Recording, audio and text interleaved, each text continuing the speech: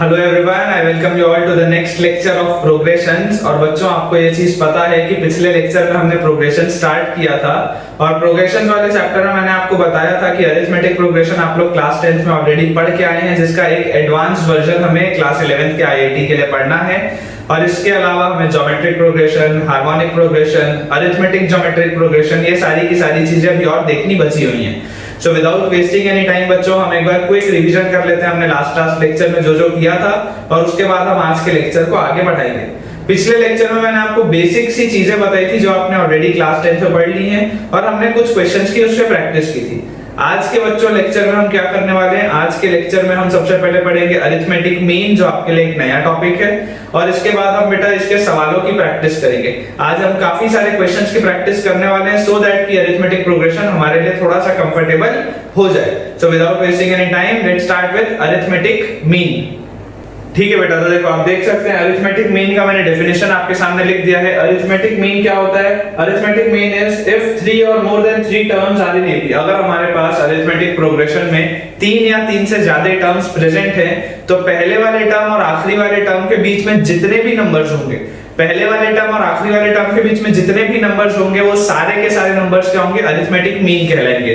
देखिए क्या लिखा है, if 3 or more than 3 terms are in AP, then the numbers lying between the first and the last term are known as the arithmetic mean between them। कि अगर मान लीजिए हमारे पास 3 नंबर्स हैं, मान लीजिए हमारे पास 3 नंबर्स हैं, ठीक है, ये मान लेते हैं A, ये मान लेते हैं लास्ट वाला टर्म B, और इसके बीच में मान लेते हैं ये अरिथमेटिक मीन। आपको क्या बोला गया है? If 3 or more than 3 terms are in AP, then the numbers lying between the first and the last term, ये पहले वाले टर्म और ये आखिरी वाले टर्म के बीच में जितने भी नंबर्स होंगे, अगर फिलहाल के लिए मैं मान लूं let us assume that there are 3 terms, तो अगर हम सिर्फ और सिर्फ 3 टर्म्स अज्यूम मान के सॉल्व करें, अगर हम सिर्फ और सिर्फ 3 टर्म्स अज्यूम मान के सॉल्व करें, तो यहाँ पर देखिए जो बीच वाला टर्म होगा वो क्या होगा? ये बीच वाला टर्म होगा आपका अरिथमेटिक मीन। और यहाँ से अगर ये तीनों टर्म्स, हमें ये तो पता ही है कि एपी में, ये तो हमें पता ही है 3 और more than 3 terms are in AP, मतलब ये तीनों के तीनों टर्म्स किसमें है? ये तीनों के तीनों टर्म्स है अरिथमेटिक प्रोग्रेशन में। तो अगर ये तीनों टर्म्स अरिथमेटिक प्रोग्रेशन में, तो मुझे ये चीज पता है कि जो कॉमन डिफरेंस होता है, जो कॉमन डिफरेंस होता है वो हमेशा सेम होता है दोनों कंसेक्यूटिव नंबर्स के बीच में। तो am माइनस a ये कॉमन डिफरेंस होगा, और यहाँ पे बताओ कॉमन डिफरेंस क्या होगा? यहाँ पे होगा b माइनस am। am जो है वो अरिथमेटिक मीन है दोनों के बीच का। तो यहाँ से जब आप सॉल्व करेंगे माइनस am यहाँ आ जाएगा, तो 2am इज इक्वल टू, ये वाला a उधर चला जाएगा, माइनस से वहां जाएगा तो प्लस a, और ये लिखा हुआ है प्लस b। तो यहाँ से अरिथमेटिक मीन की वैल्यू क्या आ गई? a plus b upon 2। Arithmetic mean की क्या वैल्यू आ गई? a प्लस b अपॉन 2, मतलब कि पहला वाला टर्म प्लस लास्ट वाला term divided by 2, first term plus last term divided by 2, ये होता है अरिथमेटिक मीन। अब इसमें एक नोट पॉइंट आपको बेटा और लिखना है, इसमें आपको एक नोट पॉइंट और लिखना है। जैसे मान लो if we have to calculate the arithmetic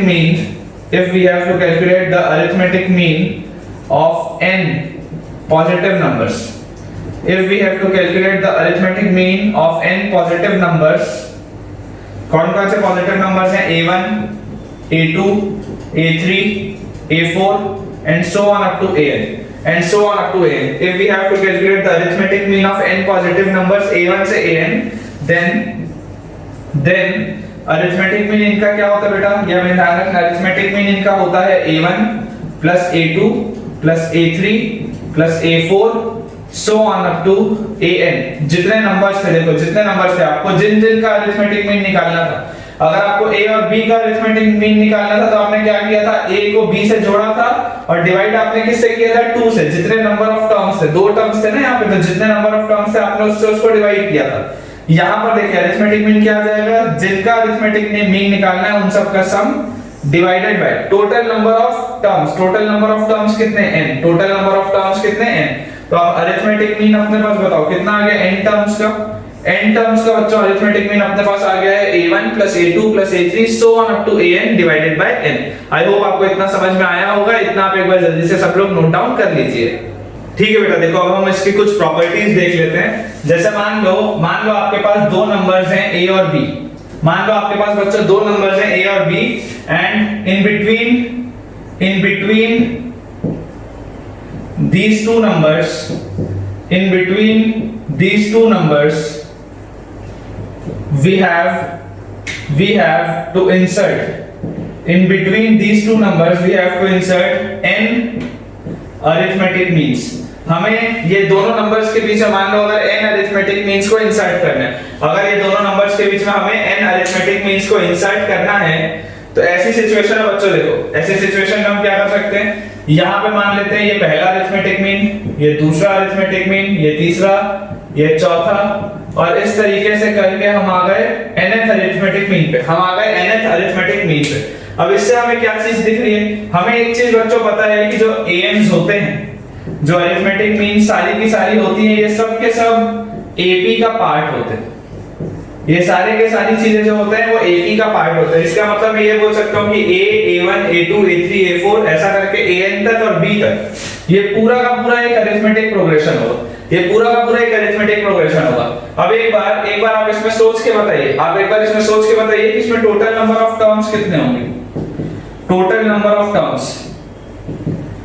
अगर हम यहाँ पे टोटल नंबर ऑफ टर्म्स देखें तो देखिए 1 से n तक n टर्म्स तो यही होगा, 1 से n तक n टर्म्स तो यही होगा, इसके अलावा ये एक टर्म और ये एक टर्म और, तो हमारे पास जो टोटल नंबर ऑफ टर्म्स आए वो आ गए n+2, हमारे पास जो टोटल नंबर ऑफ टर्म्स आ गए वो आ गए n+2।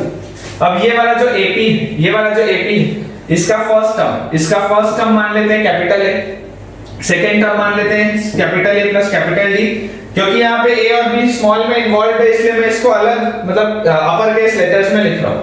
यहाँ पर आपके पास बेटा आ जाएगा थर्ड टर्म आ जाएगा A+2D, फोर्थ टर्म आपके पास आ जाएगा A+3D, और इस तरीके से जो हमारे पास लास्ट वाला term n+2h term, total number of terms कितने n+2h टर्म, तो लास्ट वाला टर्म आ जाएगा A+n+1D, ये आ जाएगा A+n+1D। सोच के आप देखो बेटा, an जो होता था, an क्या होता था, an होता था A+n-1 into D, an होता था A+n-1 into D। तो अगर इस तरीके से हम देखेंगे, अगर भी टोटल नंबर ऑफ टर्म्स हमारे पास यहाँ पर n है, अगर हमारे पास टोटल नंबर ऑफ टर्म्स अभी n है, इसको मैं स्मॉल n में ही रहने देता हूँ, अगर हमारे पास टोटल नंबर ऑफ टर्म्स अभी n है तो आपके पास यहाँ पर देखिए A+n-1 into D आता था, लेकिन यहाँ पे अब टोटल नंबर ऑफ टर्म्स कितने हो गए, n+2 हो गए, तो लास्ट वाला टर्म क्या आ जाएगा A+n+1D। अब यहाँ से देखिए आप क्या बोल सकते हैं, यहाँ से बच्चों हमको दिख रहा है कि जो पहला वाला टर्म था वो स्मॉल a था, और ये जो लास्ट वाला टर्म था, ये लास्ट वाला जो टर्म था वो स्मॉल b था, जो लास्ट वाला टर्म था वो स्मॉल b था।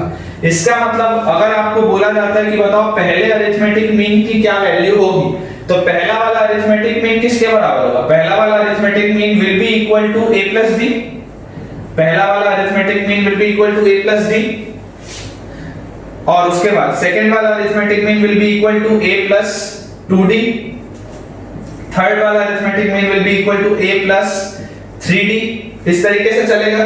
और आप बेटा मुझे ये बताओ कि nth अरिथमेटिक मीन जो होगा, इस तरीके से चलते हुए nth अरिथमेटिक मीन, इसके पहले वाला, इसके जस्ट पहले वाला, इसको कहां तक लिखेंगे, इसको ऐसा करते हैं, मैं इसे दूसरे पेन से लिख देता हूं बेटा, ये b के जस्ट पहले वाला क्या था, nth अरिथमेटिक मीन था, तो इसके जस्ट पहले कौन सा टर्म होगा, a प्लस nd, इसके जस्ट पहले कौन सा टर्म होगा, a प्लस nd, तभी तो उसके बाद a प्लस n+1d आएगा। तो ये वाला जो है, ये है बेटा आपका nth अरिथमेटिक मीन, ये वाला जो टर्म है वो है nth अरिथमेटिक मीन, तो इसकी वैल्यू हमारे पास आ जाएगी an is equal to a plus nd, ठीक है। ये आपके पास बेटा आ चुका है, ये आपके पास आ चुका है। अब इसमें हमको ये बताओ क्या करना है, इसमें हमको ऐसा हम करते हैं, अगर हमने इसकी वैल्यूज निकालनी है तो मैं आपको एक प्रॉपर्टी बताता हूं। Let us calculate the sum of n arithmetic means. Let us calculate the sum of n arithmetic means। ये जो n arithmetic means है, अगर आपको इसका सम निकालने बोला जाता है तो बताओ Sn क्या होता है, Sn होता है n/2, ये टोटल नंबर ऑफ टर्म्स कितने हैं 1 से लेकर n तक, तो n टर्म्स होते हैं n/2 into first term plus last term. ये बात तो हमें यहाँ पर देख के समझ में आ रही है कि ये पूरा का पूरा एक अरिथमेटिक प्रोग्रेशन में जमा हुआ है, जिसका फर्स्ट टर्म क्या है, फर्स्ट टर्म यहाँ पे है a plus d plus last term क्या है, लास्ट टर्म है a plus nd, last term है a plus nd। Last term है हमारे पास a plus N D, small में रखते हैं इनको। तो जैसे ही हमने ये वाली बेटा चीज लिख ली, तो यहां से बताओ क्या आ जाएगा, ये आ जाएगा n/2 into a plus a आ गया 2a प्लस d और nd, तो इसमें से हम निकाल लेते हैं n+1 इनटू d। ये हमने निकाल लिया 2a plus n+1 into d। अब आप बेटा यहां से अगर आप देखोगे इसको, तो इसे हम कैसे लिख सकते हैं, इसे हम कैसे लिख सकते हैं, आप ऐसा सोचो, क्या इसे मैं ये लिख सकता हूं n/2 into a plus n+1d। बिल्कुल ध्यान से देखना, n/2 इनटू 2a को लिख लिया a प्लस a, और ये वाले n+1d को वैसे का वैसे ही रहने दिया। और क्या यहां से इसको लिखा जा सकता है n/2 इनटू ये जो कैपिटल A था पहला वाला, उसको वैसे का वैसे ही रहने दिया, plus capital A plus n+1d, capital A plus n+1d।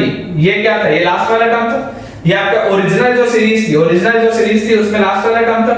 या ऐसा करते हैं, ये देखो ये वाला जो कैपिटल A है, ये वाला कैपिटल A की वैल्यू बताओ मुझे, क्या पता है, ये स्मॉल a के बराबर है, ये स्मॉल a के बराबर है, तो यहां पर आ गया small a plus a plus n+1d। a plus n+1d बताओ किसके बराबर था, a प्लस n+1d बेटा लास्ट वाला टर्म था, ये लास्ट वाला टर्म था b, ये लास्ट वाला टर्म था b।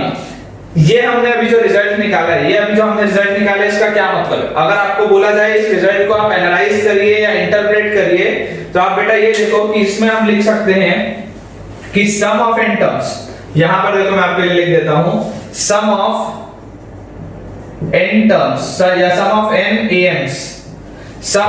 AMs between a and b, sum of n AMs between a and b, अगर हम a और b के बीच में n अरिथमेटिक मीन्स का सम निकालते हैं, तो वो सम किसके बराबर होता है, this sum is equal to n times single arithmetic mean between a and b। अभी हमने क्या किया था बेटा, हमने अरिथमेटिक मीन जब निकाला था a और b के बीच का, तो हमने क्या देखा था कि अगर a, am और b ये अगर ap में जमे हुए थे और am जो था वो अरिथमेटिक मीन था, तो अभी हमने देखा था अरिथमेटिक मीन की वैल्यू आई थी a प्लस b अपॉन 2। अभी हमने देखा था इसकी वैल्यू आई थी a प्लस b अपॉन 2। यहां पर बेटा आप देखो ये a प्लस b और ये डिनोमिनेटर का 2, ये a प्लस b अपॉन 2, क्या ये सिंगल अरिथमेटिक मीन है बिटवीन a एंड b। तो बोलने का क्या मतलब है, बोलने का ये मतलब है कि अगर हम मान लो बेटा n अरिथमेटिक मीन्स को इंसर्ट करते हैं a और b के बीच में, अगर a और b के बीच में हम n अरिथमेटिक मीन्स को इंसर्ट करते हैं, तो टोटल नंबर ऑफ टर्म्स हमारे पास हो जाते हैं n+2, total number of terms हमारे पास हो जाते हैं n+2, और इन सारे के सारे n अरिथमेटिक मीन्स का जो सम होता है, sum of these n arithmetic means is actually equal to what, it is equal to n times the sum of या n times the single arithmetic mean between a and b, n times the single arithmetic mean between a and b। आप देख सकते हैं n times the single arithmetic mean between a and b। बहुत important result है बेटा। तो पहली property के बाद बेटा दूसरी प्रॉपर्टी इसी से मिलती जुलती है कि मान लो अगर a और b के बीच में, हमने n अरिथमेटिक मीन्स इंसर्ट किए थे, तो सम ऑफ n अरिथमेटिक मीन्स, इसकी वैल्यू हमारे पास कितनी आ गई थी, n टाइम्स, जब एक सिंगल अरिथमेटिक मीन दोनों के बीच में इंसर्ट होगा तो वो आएगा a प्लस b/2, ये इसकी वैल्यू आई थी। Sum of n AMs is equal to n times the single arithmetic mean between a and b। और सिमिलरली मान लो अब अगर इसी सीरीज में मान लो अगर हम ऐसा करें कि a और b के बीच में हम m अरिथमेटिक मीन्स और इंसर्ट कर दें, मान लो इस बार हम n नहीं करते हैं, इस बार हम m अरिथमेटिक मीन्स इंसर्ट करते हैं, ना यहाँ पे n किया था हमने, यहाँ पे m किया।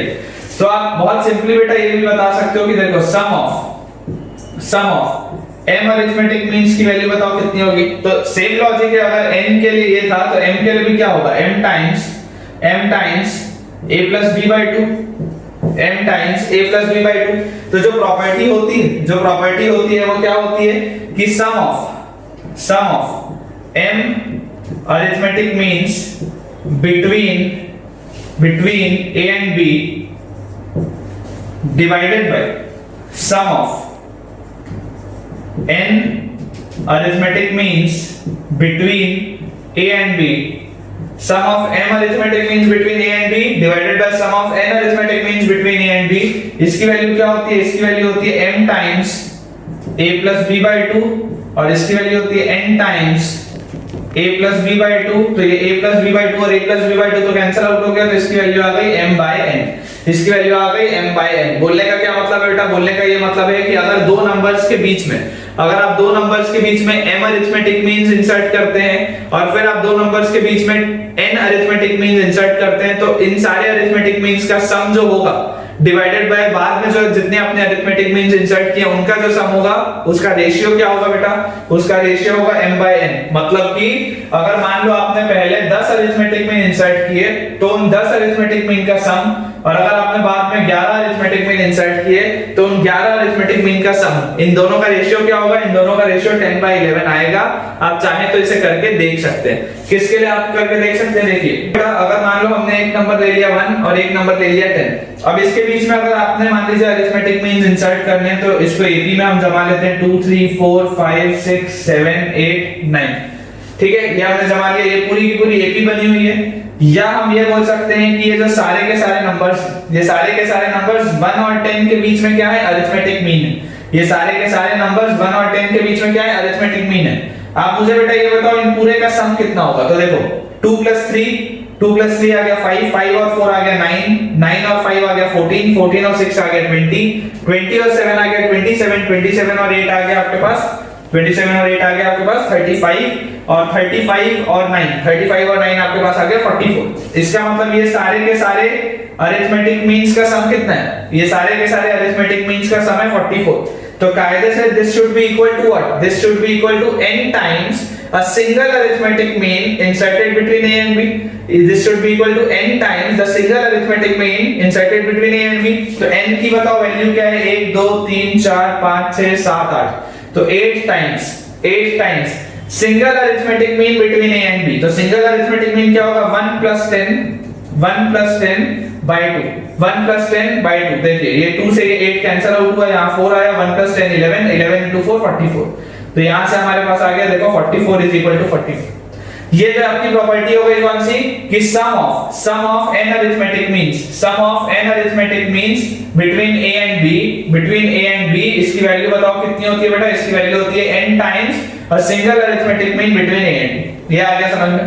अब बेटा आप इमेजिन करो अगर आपने यहाँ पे कितने इंसर्ट किए थे अरिथमेटिक मीन? आपने यहाँ पे बेटा इंसर्ट किए थे 8. आपने यहाँ पे कितने इंसर्ट किए थे? 8. 2 से लेकर के 9 तक के. अगर बेटा मान लो हम ऐसा करते हैं कि इस बार हम 8 अरिथमेटिक मीन्स इंसर्ट नहीं करते, इस बार हम लिख देते हैं यहाँ पे 1 फिर 4 फिर 7 फिर 10. अगर मैं ये वाली चीज यहाँ पर लिखता हूँ तो देखिए अभी भी पहला वाला टर्म और आखिरी वाला टर्म सेम है, लेकिन अब मैंने यहाँ पे बीच में बेटा बताओ कितने अरिथमेटिक मीन इंसर्ट किए हैं? 2. इस बार मैंने बीच में सिर्फ और सिर्फ 2 अरिथमेटिक मीन इंसर्ट किए हैं. अगर हम इसका सम देखें तो बताओ इसका सम कितना होगा? इसका सम आ जाएगा 7 और 4 11 and this should be equal to what? This should be equal to 2 times n times a single arithmetic mean inserted between a and b. A single arithmetic mean inserted between a and b. तो यहां से देखिए इसकी भी value कितनी आ गई? 2 से 2 cancel out हो गया तो 11 is equal to 11 आ गया. ठीक. अब देखो बेटा पहले वाले केस में हमने यहाँ पे कितने अरिथमेटिक मीन इंसर्ट किए थे? पहले वाले केस में बेटा हमने यहाँ पे अरिथमेटिक मीन इंसर्ट किए थे 8. और दूसरे वाले बेटा बताओ इसमें अरिथमेटिक मीन हमने कितने इंसर्ट किए? दूसरे वाले केस में हमने अरिथमेटिक मीन इंसर्ट किए 2. दूसरे वाले में हमने अरिथमेटिक मीन इंसर्ट किए 2. तो यहां से बेटा आप बताओ sum of m arithmetic means between a and b. Sum of m arithmetic means between a and b कितना आया? ये आया 11. Sum of m arithmetic means जहां पे m की वैल्यू मैंने 2 बोली है उसमें sum of m arithmetic means कितना आया? 11 divided by sum of n arithmetic means between a and b. अगर मैं n की वैल्यू 8 बोलता हूं तो n अरिथमेटिक मीन्स का बताओ सम कितना आया था? 44.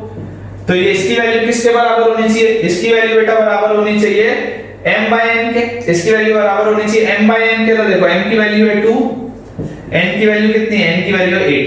n की वैल्यू है 8 और यहां से आप देख सकते हैं 11 by 44 भी 1 by 4 आता है और 2 by 8 भी 1 by 4 आता है. राइट. तो इस तरीके से बेटा हमने एक एग्जांपल को लेके जो प्रॉपर्टी था वो और अच्छे से क्लियर कर दिया. मैं सारे बच्चों को रिकमेंड करूंगा वीडियो पॉज करिए, थोड़ा सा रिवाइंड करिए और रिवाइंड करने के बाद वापस एक बार इस चीज को देखिए, खास करके तब वाला पार्ट जब मैंने इस प्रॉपर्टी को एग्जांपल लेके एक्सप्लेन किया है, आपका कांसेप्ट और अच्छा हो जाएगा। एक बार हम क्विकली समझ लेते हैं हमने अभी तक जो जो चीजें पढ़ी हैं, क्योंकि अरिथमेटिक मीन का पोर्शन थोड़ा सा नया है बच्चों के लिए।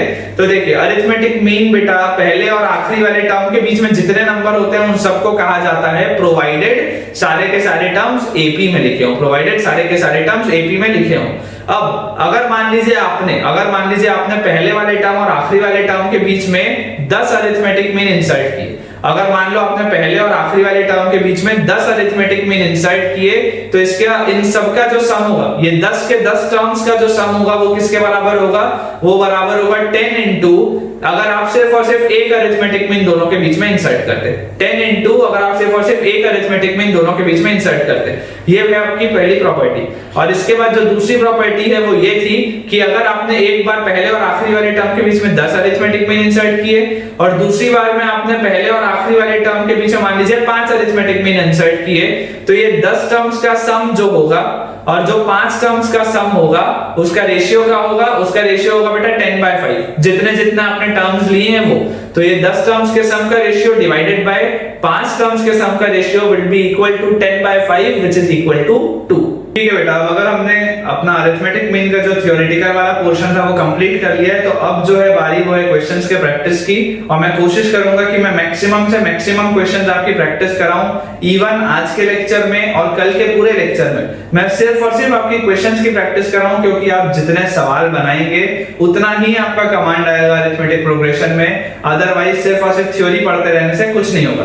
तो चलो हमारे पास बच्चों देखो जो पहला सवाल लिखा हुआ है वो है if Sn is equals to n square a plus n/4 into n minus 1 into d। इस फॉर्मेट में हमारे पास लिखा हुआ है sum of the first n terms of an AP, then the common difference is equal to। तो आपको बताना है कि इसका कॉमन डिफरेंस क्या होगा। अब मैंने आपको क्या बताया था बेटा, मैंने आपको बताया था कि अगर Sn की वैल्यू है n square a plus n/4 into n minus 1 into d, अगर Sn की वैल्यू इस फॉर्मेट में दी हुई है तो मैंने आपको बताया था कि 2 times the coefficient of n square, ये किसके बराबर होता है बेटा, कॉमन डिफरेंस के बराबर यही होता है। 2 times the coefficient of n square, ये होता है बेटा आपका एक्चुअल कॉमन डिफरेंस। यहाँ पे कॉमन डिफरेंस हम कैपिटल D लिख देते हैं, क्योंकि स्मॉल d यहाँ पर भी यूज्ड है, स्मॉल d यहाँ पर भी यूज्ड है, तो आपको कंफ्यूजन ना है उसके लिए। ठीक है, तो जो कॉमन डिफरेंस होता है वो होता है 2 times coefficient of n square. अब सबसे पहले हम यहाँ पर देख लेते हैं n स्क्वायर का कोफिशिएंट क्या क्या है। तो देखो बेटा n स्क्वायर यहाँ a से मल्टीप्लाई हो रहा है, तो a तो उसका कोफिशिएंट है। और यहाँ पर अगर हम देखेंगे बेटा, तो देखो यहाँ पर जब आप इसको सॉल्व करोगे, या इसको मैं अच्छे से लिख देता हूँ, इसको लिख देते हैं n स्क्वायर a प्लस ये nd/4 जब n से मल्टीप्लाई होगा तो आएगा n स्क्वायर d/4, और ये जब nd/4 -1 से मल्टीप्लाई होगा तो यहाँ आएगा -nd/4। इस तरीके से हमारे पास आएगा। अब यहाँ पर हम देखें अगर n स्क्वायर के कोफिशिएंट को, तो n स्क्वायर बेटा मल्टीप्लाई हो रहा है यहाँ पे a प्लस d/4 से, n स्क्वायर जो है वो मल्टीप्लाई हो रहा है a प्लस d/4 से। तो देखिए कॉमन डिफरेंस कितना आएगा, कॉमन डिफरेंस आएगा बेटा 2 times coefficient of n square, common difference आएगा बेटा 2 times coefficient of n square. Coefficient of n square है मेरे पास a plus small d/4, a plus small d/4। तो जैसे आप इसको सॉल्व करेंगे तो आपका ये वाला जो अरिथमेटिक प्रोग्रेशन है उसका कॉमन डिफरेंस कितना आएगा, 2a plus d/2, 2a plus d/2, 2a plus d/2 कौन सा ऑप्शन है, ये वाला ऑप्शन। तो इसका ऑप्शन डी करेक्ट है। अब हम जो प्रैक्टिस अभी करेंगे बेटा वो मोस्टली जो है ऐसे सिंगल करेक्ट वाले ही हम ऑप्शंस के साथ प्रैक्टिस करेंगे, सो दैट कि आपको और कंफर्टेबल लगने लगे एपी के क्वेश्चंस में।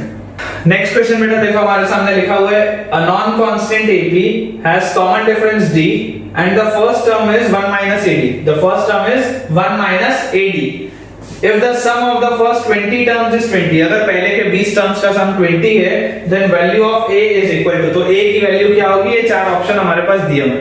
अब सबसे पहले बेटा कई सारे बच्चों को यही कंफ्यूजन आ जाएगा कि भला नॉन कांस्टेंट एपी क्या होता है। तो नॉन कांस्टेंट एपी मतलब जो सिंपल आप एपी देखते हो वही होता है, because constant AP is of the form this is a constant arithmetic progression, a constant arithmetic progression is one, a constant arithmetic progression is one in which common difference is equal to 0। ये एक ऐसा arithmetic progression होता है जिसमें common difference 0 होता है। Either इसको आप ऐसे लिख लो, आइदर आप इसको ऐसे लिख लो, ये सारी की सारी चीजों में बेटा कॉमन डिफरेंस क्या है, जीरो है, इस वजह से इन्हें क्या बोला जाता है, कांस्टेंट अरिथमेटिक प्रोग्रेशन कहा जाता है।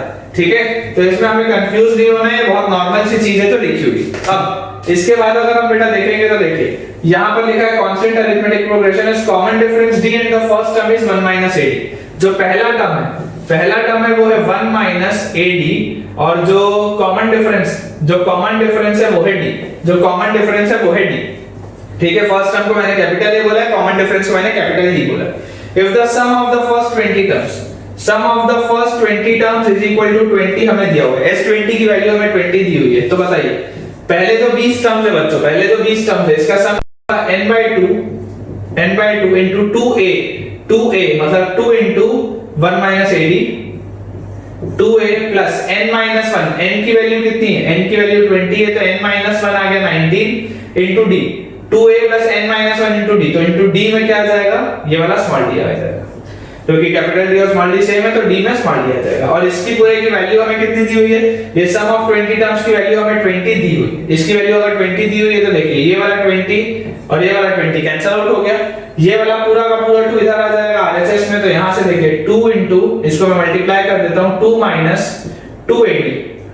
2ad plus 19d is equal to 2, ये वाला जो 2 था वो यहां आ गया, ये 2 और ये 2 कैंसिल आउट। ठीक है, इस -2ad को अगर मैं यहां ले आऊंगा तो देखिए क्या आ जाएगा, यहां पे 0 बचा हुआ था ना, 2 से 2 कैंसिल हो चुका था तो 0 बचा हुआ था, तो यहां पे आ जाएगा 19d is equal to 2ad।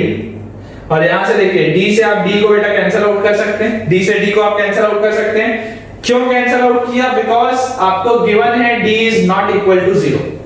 यहां पर बच्चों आपको गिवन है d is not equal to 0। Beauty देखो बेटा सवाल की, क्योंकि यहां पे नॉन कांस्टेंट ap लिखा हुआ है, क्योंकि यहां पर बच्चों नॉन कांस्टेंट ap लिखा हुआ है, इस वजह से आपको पता है कि d की वैल्यू 0 नहीं हो सकती, क्योंकि आपका ap नॉन कांस्टेंट है, इस वजह से मैंने d से d काटा।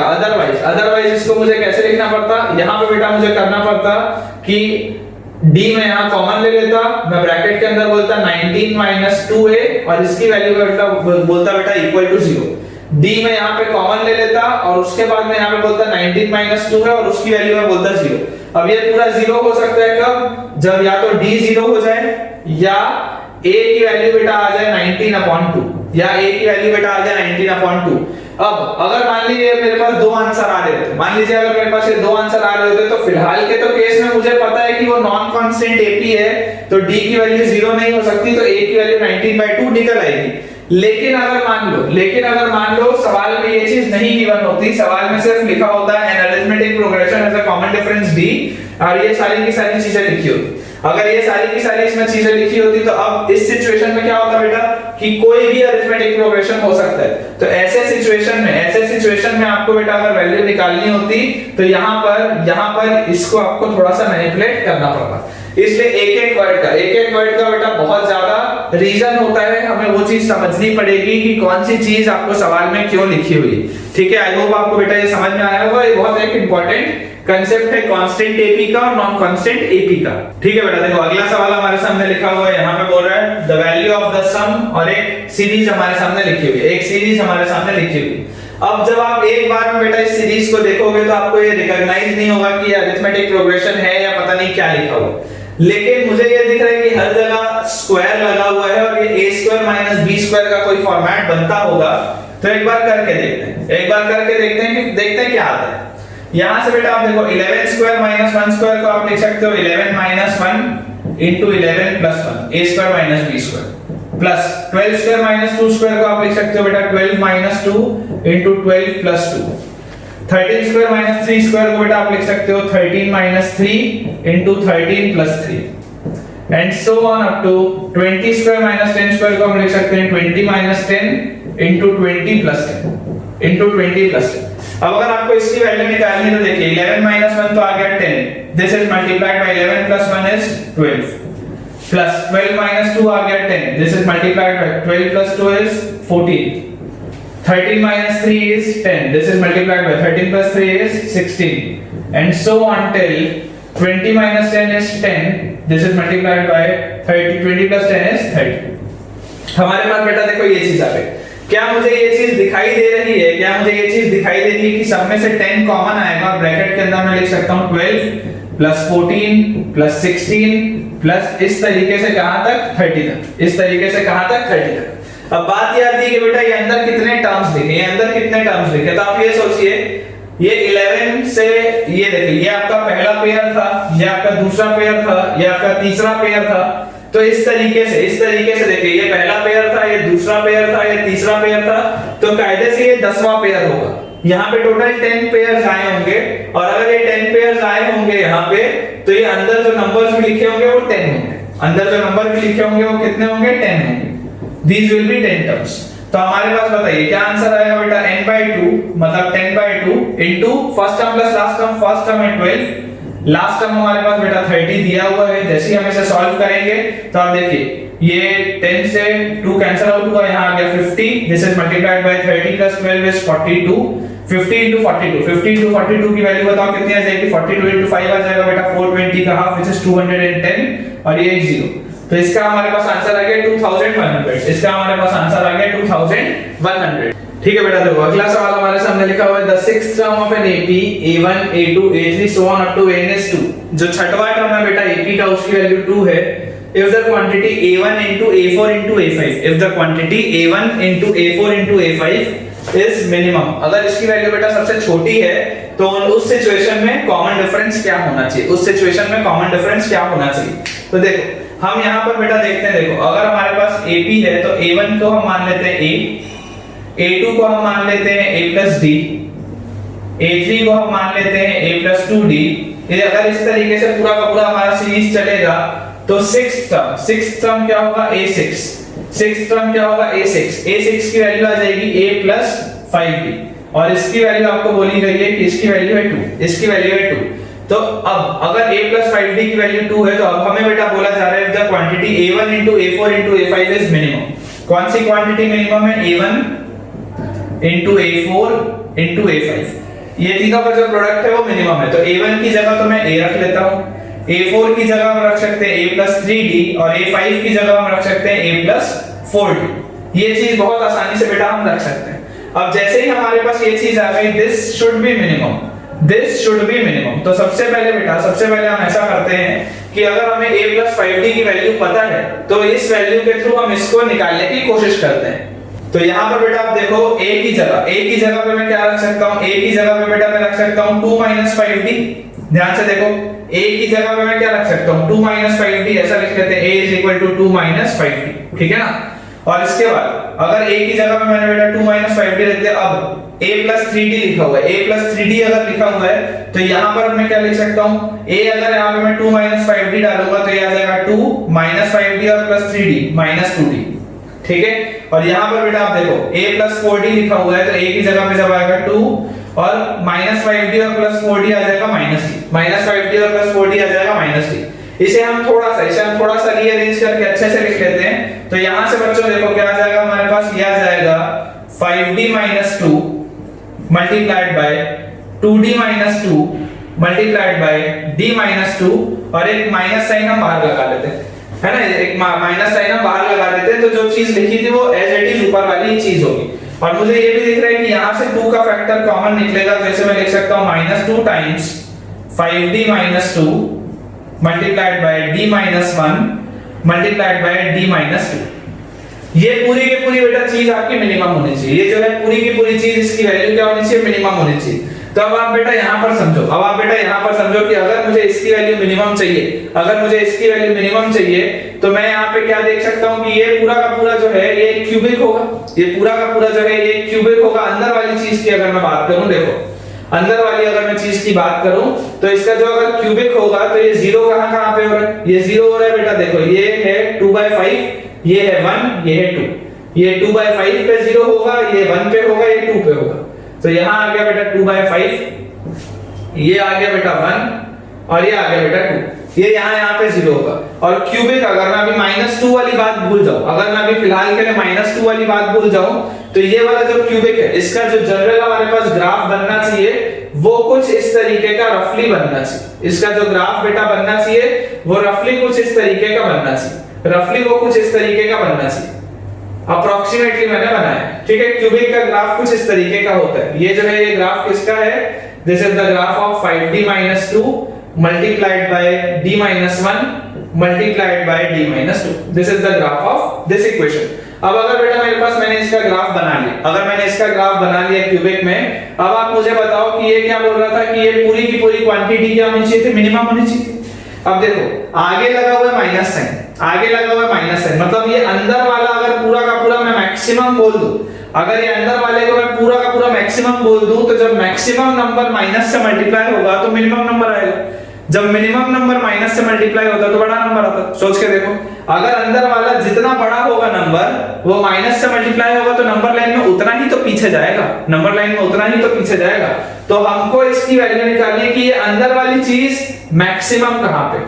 क्यों मैं मैक्सिमम निकाल रहा हूं, क्योंकि आगे माइनस का साइन लगा हुआ है। तो देखो हमारे पास जो चार ऑप्शन है, हमारे पास जो चार ऑप्शन है उसमें देखो 2/3 कहां पर है, 2/3 विल लाई समवेयर अबाउट, देखो 2/5 क्या होता है, 2/5 होता है बेटा 0.4, 2/3 क्या होता है, 2/3 होगा 0.66, 2/3 होता है 0.66, तो 2/3 की वैल्यू लगभग यहां पर होगी। ये आपकी बेटा वैल्यू आएगी 2/3 0.66।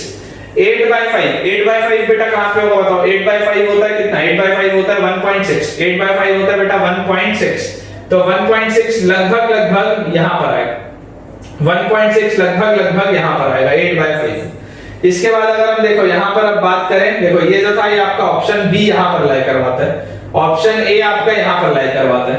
अगर हम ऑप्शन सी की बात करें 1/3, तो 1/3 क्या होता है बेटा, 1/3 होता है 0.33, 1/3 होता है 0.33, तो ये कुछ यहां पर लाई कराएगा, ये कुछ यहां पर लाई कराएगा 2/5 से भी पहले, तो ऑप्शन सी आपको लाई कराएगा 1/3 पे।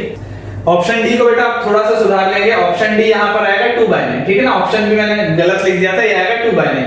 तो अब जैसे हमने ऑप्शन सी प्लॉट कर लिया 1/3 पे, अब बताओ 2/9 की वैल्यू कितनी होती है, 2/9 की वैल्यू बेटा आएगी 0.0 ये 20 हो जाएगा, 20 हो जाएगा तो 2 18, और उसके बाद जो भी आएगा देखिए, अगर 1/3 की वैल्यू 0.33 अगर यहां पर था तो 2/9 वाली वैल्यू कहां पे आएगी, 2/9 वाली वैल्यू बेटा अप्रोक्सीमेटली यहां पर आएगी, अप्रोक्सीमेटली यहां पे आएगा ऑप्शन डी 2/9।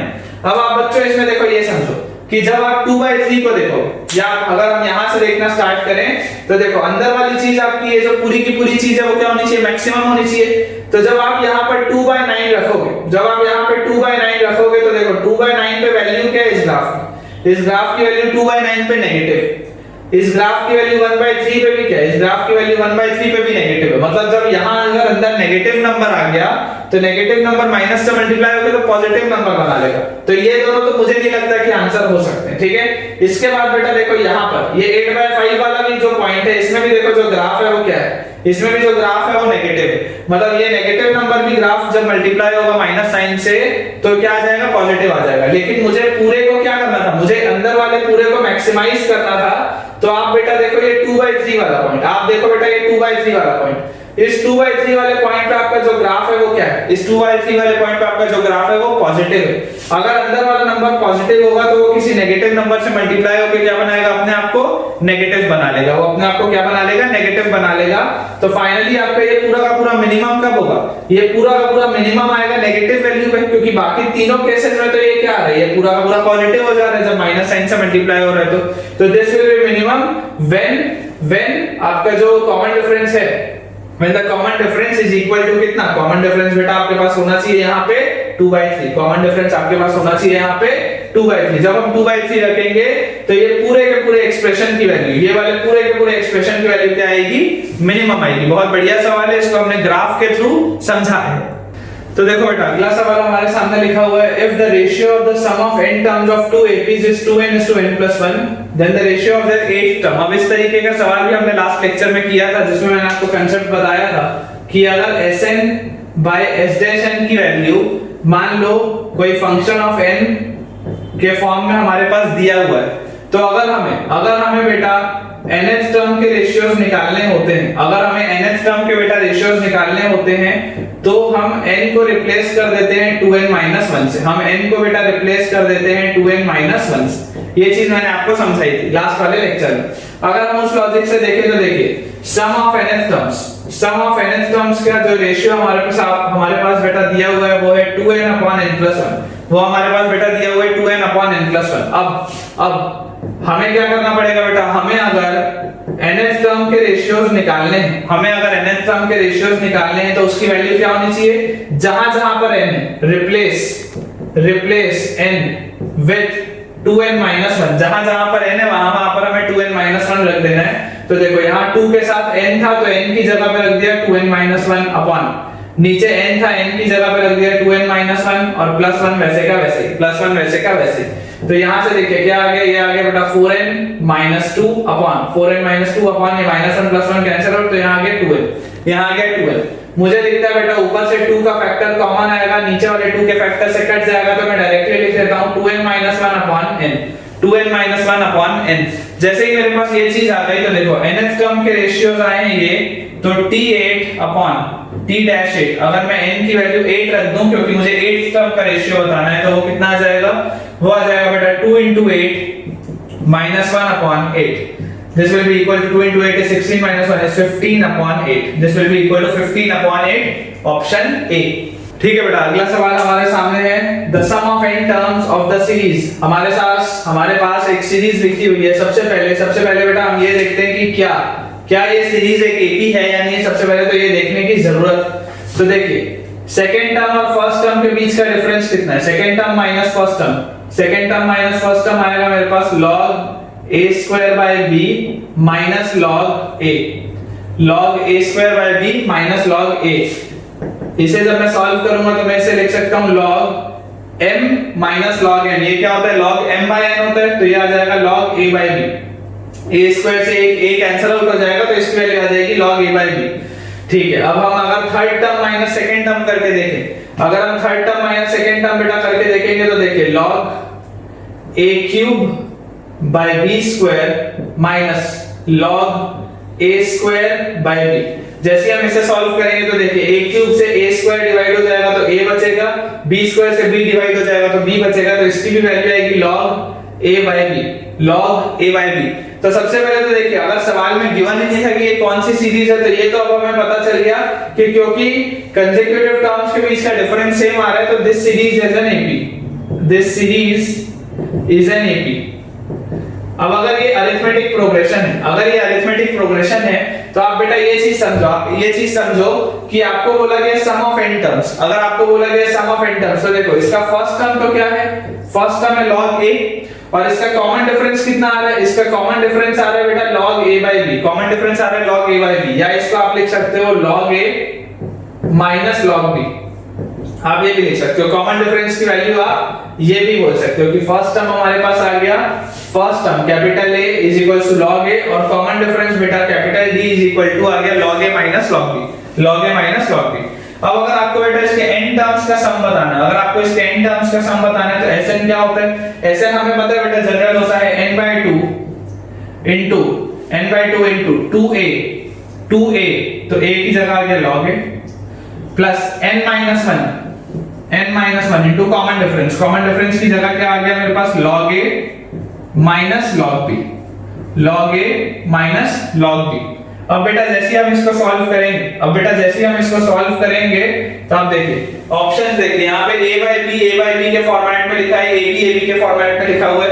तो चलिए हम इसको सॉल्व करने की कोशिश करते हैं। ये वाला n by 2 जब अंदर जाएगा तो ये 2 से 2 कैंसिल आउट हो जाएगा, तो मेरे पास आ जाएगा n log a, राइट। और इसके बाद ये वाली चीज जब अंदर जाएगी, ये n by 2 वाला था इधर, तो इधर गया तो ये आ गया, जब n by 2 इससे मल्टीप्लाई होगा तो ये आ जाएगा मेरे पास n square by 2 minus n by 2।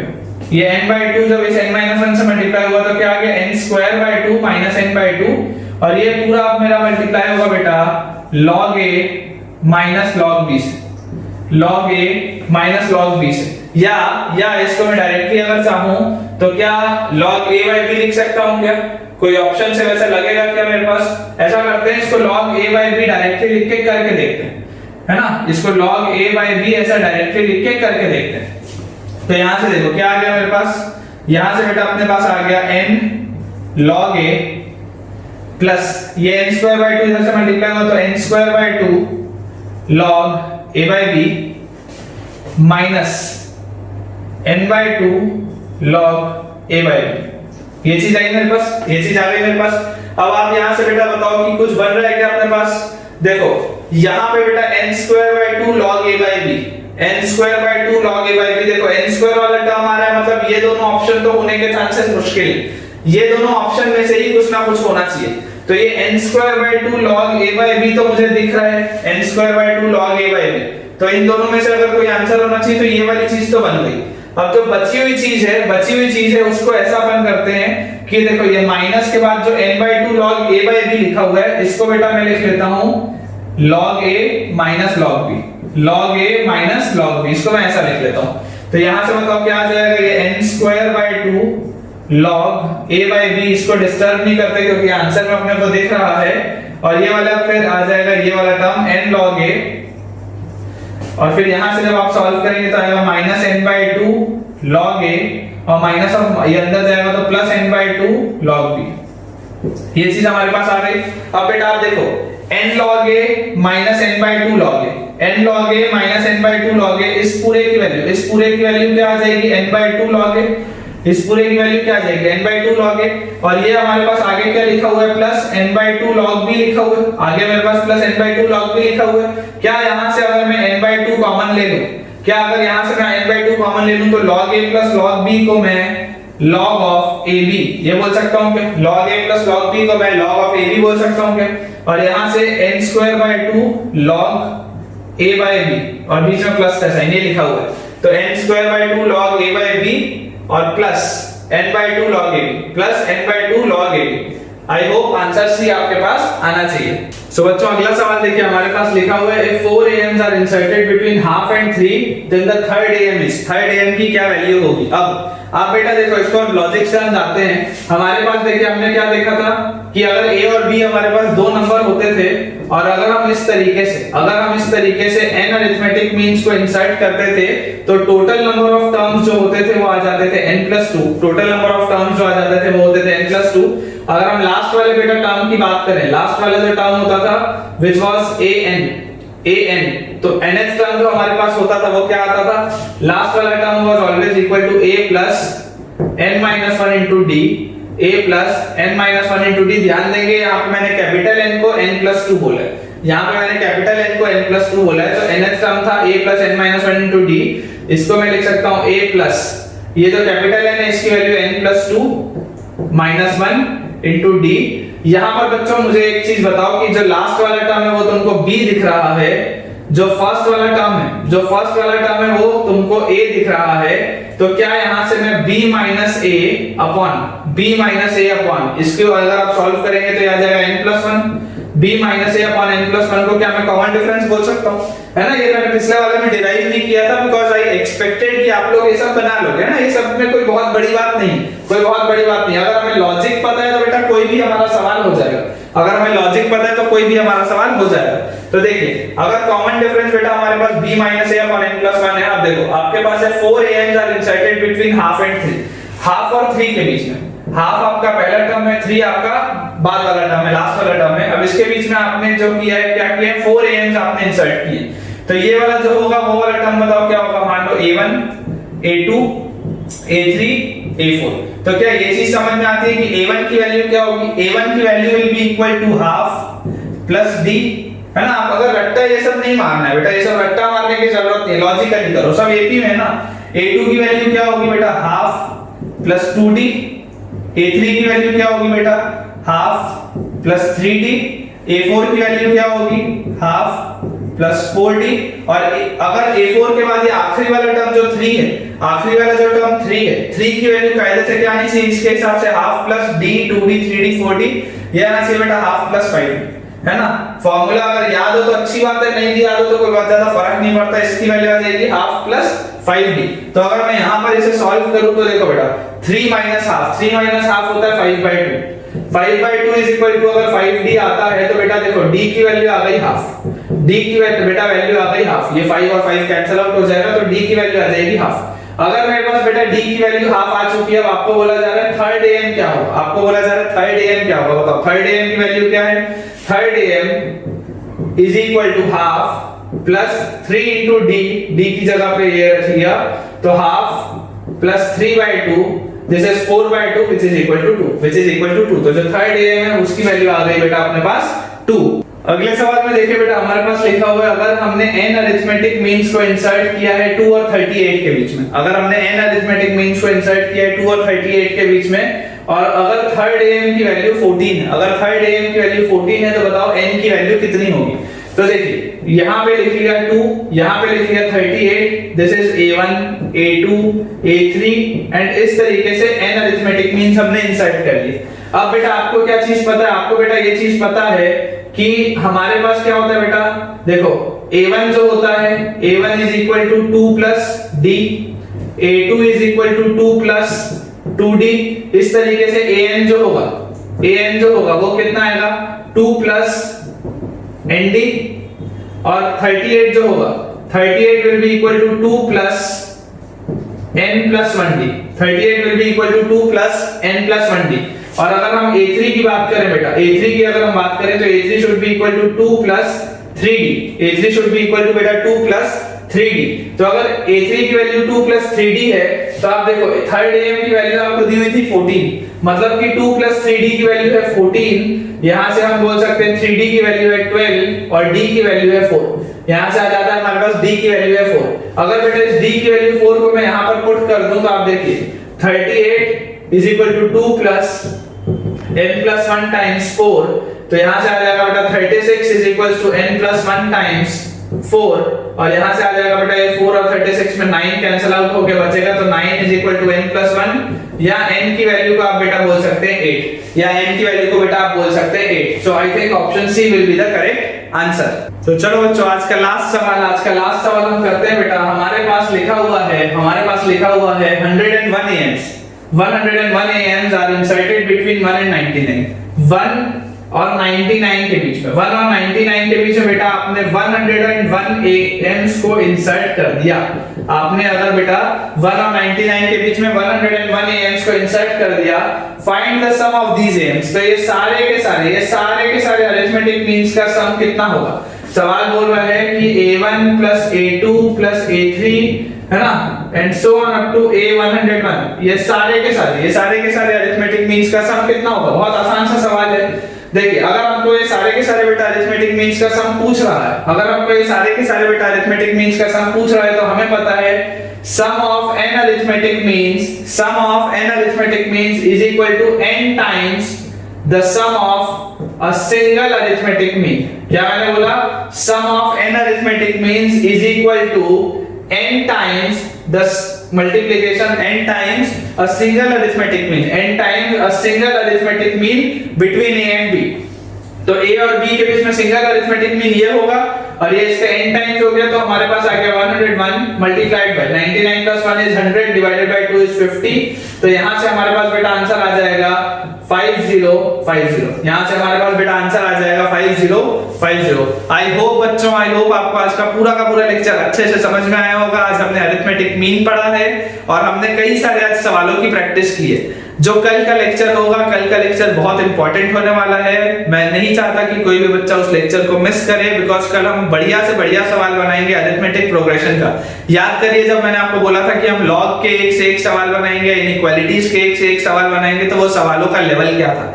Similarly उस तरीके के लेवल के सवाल होंगे हमारे अरिथमेटिक प्रोग्रेशन के, तो किसी भी बच्चे को अगला लेक्चर मिस नहीं करना है। आज का लेक्चर आपको आई होप पसंद आया होगा, तो जरूर वीडियो को लाइक करें, चैनल को सब्सक्राइब करना ना भूलें। प्लस अगर आपको कोई भी डाउट है तो आप कमेंट सेक्शन में जाके अपना डाउट पूछ सकते हैं। Do share the link with all of your friends and thank you very much for watching this video.